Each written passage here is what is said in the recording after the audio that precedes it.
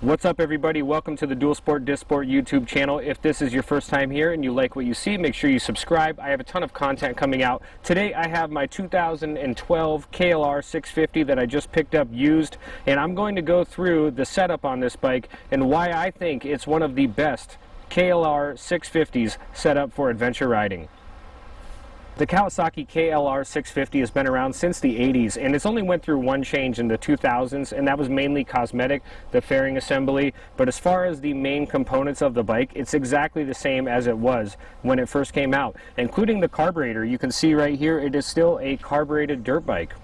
What's nice about the carbureted dirt bike is the fact that if you are way out there, we're talking out there, this is the type of bike you're going to buy and you're going to ride it a long distance hopefully, and you want to make sure that it's going to be reliable for you.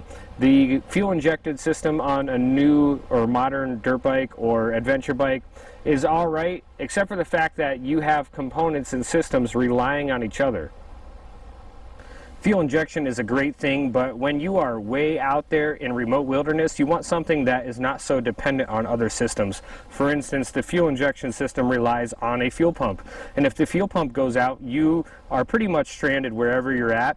And if you're in some pretty remote areas, it's going to be a decent amount of time before you get a fuel pump back in your bike.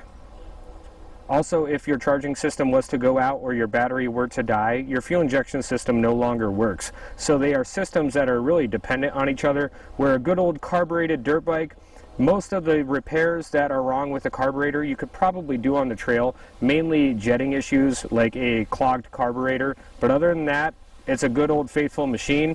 The guy I bought this bike off of set this bike up to go to Alaska, and I think it's one of the best setups out there. So let's go through some of the components that are on this bike.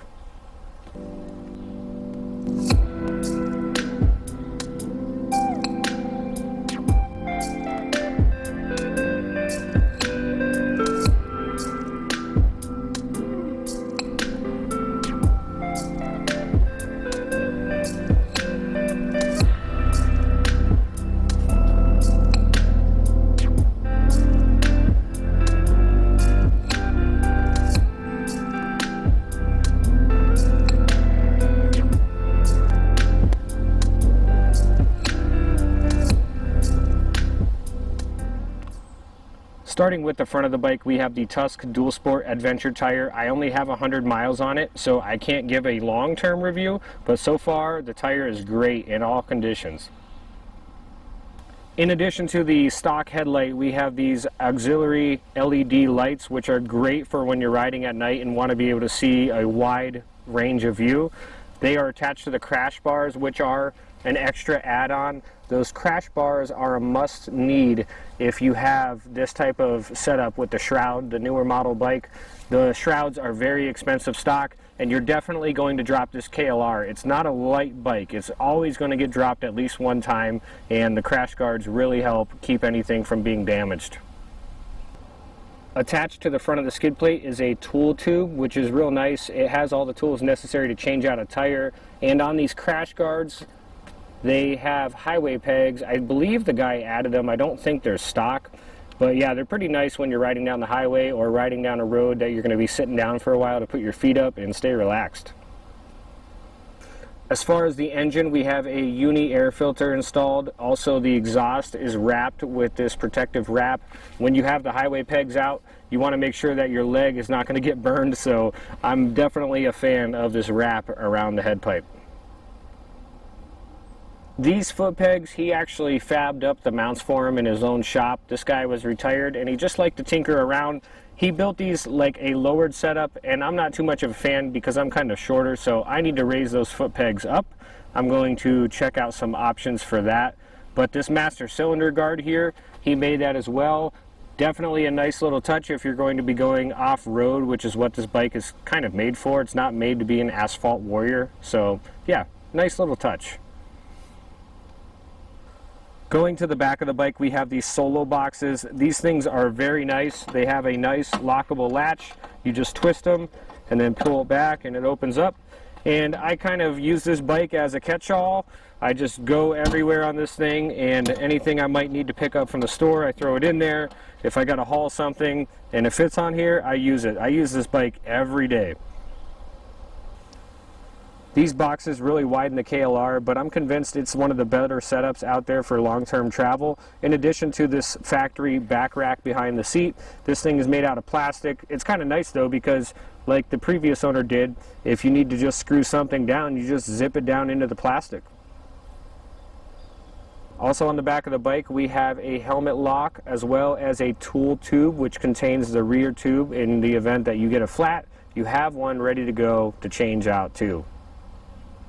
On the back, we are also using a Tusk Dual Sport Adventure tire. The tire is very, very cheap overall compared to some of the other tires out there, and it looks like it has enough lugs to last a decent amount of time. If you are wondering, it does clear the exhaust, but just barely. Underneath the bike, he mounted a nice two-leg stand, which helps in the event that you get a flat tire. You can lift the bike up and get the tire off without having to do some major work. In addition to the stand down low, there's also this grab bar here, which helps you get it up on the stand. You put your hand there and help lift up the bike, which is definitely needed because the KLR sits at over 400 pounds. Underneath the bike also is an HTP skid plate made out of aluminum. If you are going to get a skid plate on your KLR, it's very important to get a low profile drain bolt as well. This one came with one already. He already put it on, but it's absolutely necessary to get a low profile drain bolt. The stock drain bolt actually hangs down lower than the skid plate, and you can catch it on rocks and damage your engine cases. This is an extended shifter from Tusk. The factory shifter is pretty short, and if you're wearing motocross boots, it's hard to get your foot in there to actually shift. I don't know how much longer it is, but it's definitely longer than the stock shifter. Also, it is spring-loaded, so if you do wreck, it's going to bend instead of break. If you have not heard of the KLR650 doohickey mod, it's absolutely necessary.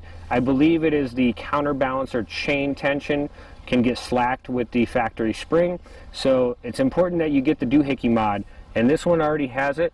EagleM-E.com, that will take care of the doohickey permanently. Never have to worry about that ever again. On the controls, there are nice aluminum barkbuster handguards, definitely necessary if you're going to do any type of trail riding. Also, if you fall, they're pretty nice because you don't want to pinch your hand between that clutch lever. Going to the dash, they are heated grips, so here's the switch for them, high and low, and I tried it on low, and low is plenty warm enough. I can't imagine running them on high, but heated grips in an area that's cold, definitely a nice addition. Going on to the dash area, it is the factory dash. However, he added a few things like the on-off switch for the off-road lights and this voltmeter here. Really nice to know what your battery voltage is at all times. This is a USB charger, two-prong USB charger, definitely a nice addition. And I just have this Bluetooth speaker here that I threw on for the ride. I don't keep that on permanently, but it's nice if you're just kind of cruising around to have some music playing. I hope you all enjoyed this video. If you want to see more content like this, make sure you subscribe, smack that notification bell. I have a ton of dual sport content coming out, including also things like van life and all things dirty bike. So subscribe if you want to see more KLR 650 content and a ton of other cool stuff. Thanks for watching.